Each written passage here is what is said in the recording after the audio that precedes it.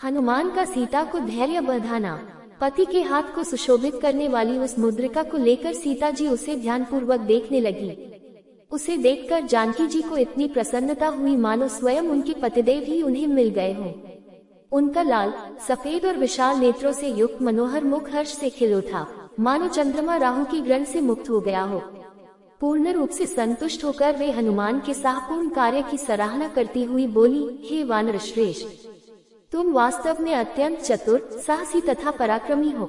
जो कार्य सहस्त्रों मेधावी व्यक्ति मिलकर नहीं कर सकते, उसे तुमने अकेले कर दिखाया। तुमने दोनों रघुवंशी भ्राताओं का कुशल समाचार सुनाकर मुझ मृतप्राय को नवजीवन प्रदान किया है। हे पवन सुत, मैं समझती हूँ कि अभी मेरे दुखों का अंत होने में समय लगेगा। अन्यथा ऐसा क्या कारण है कि विश्व विजय का सामर्थ्य रखने वाले वे दोनों भ्राता अभी तक रावण को मारने में सफल नहीं हुए? कहीं ऐसा तो नहीं है कि दूर रहने के कारण राघवेंद्र का मेरे प्रति प्रेम कम हो गया हो?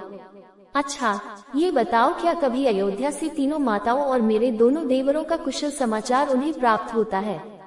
क्या तेजस्वी भरत रावण का नाश करके मुझे छुड़ाने के लिए अयोध्या से सेना भेजेंगे?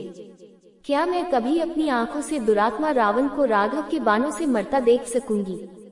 हे वीर, अयोध्या से वन के लिए चलते समय रामचंद्र जी के मुख पर जो अटल आत्मविश्वास तथा धैर्य था, क्या अब भी वह वैसा ही है?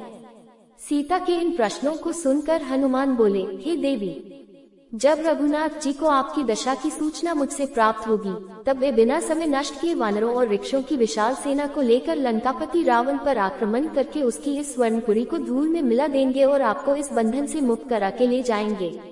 आर्य, आजकल वे आपके ध्यान में इतने निमग्न रहते हैं कि उन्हें अपने तन बदन की भी सुधि नहीं रहती, खाना पीना तक भूल जाते हैं।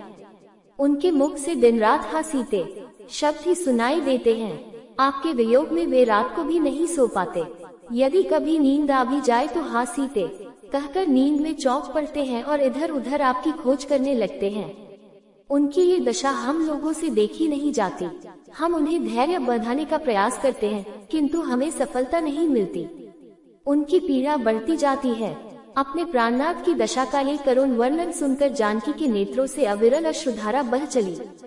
वे बोली, हनुमान, तुमने जो ये कहा है कि वे मेरे अतिरिक्त किसी अन्य का ध्यान नहीं करते, इससे तो मेरे स्त्री हृदय को अपार शांति प्राप्त हुई है।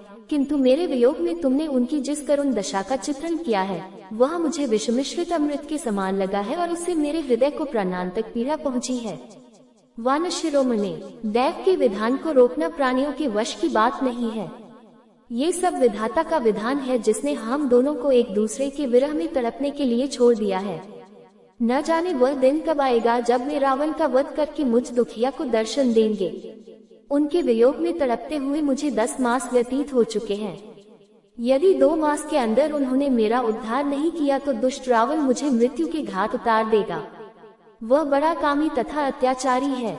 वह वासना में इतना अंधा हो रहा है कि वह किसी की अच्छी सलाह मानने को तैयार नहीं होता। उसी के भाई विभीषण की पुत्री कला मुझे बता रही थी कि उसके पिता विभीषण ने रावण से अनेक बार अनुग्रह किया कि वह मुझे वापस मेरे पति के पास पहुंचा दे, परंतु उसने उसकी एक न मानी। वह अब भी अपनी हद पर अड़ा हुआ है। मुझे अब केवल राघव के पराक्रम पर ही विश्वास है, जिन्होंने अकेले ही खरदूषण को उनके 14 सहस्त्र युद्ध कुशल सेनानियों सहित मार डाला था। देखें, अब वह घड़ी कब आती है जिसकी मैं व्याकुलता से प्रतीक्षा कर रही हूँ। ये कहते हुए सीता अपने नेत्रों से आंसू बहाने लगी। सीता को विलापयुक्त वचन को सुनकर हनुमान ने उन्हें धैर्य बंधाते हुए कहा, देवी, आप दुखी न हो।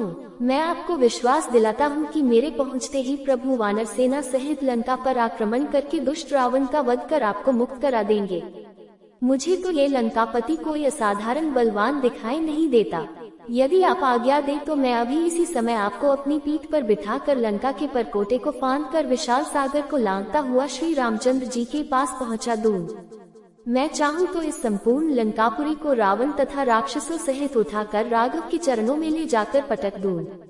इनमें से किसी भी राक्षस में इतनी सामर्थ्य नहीं है कि वह मेरे मार्ग में बाधा बनकर खड़ा हो सके।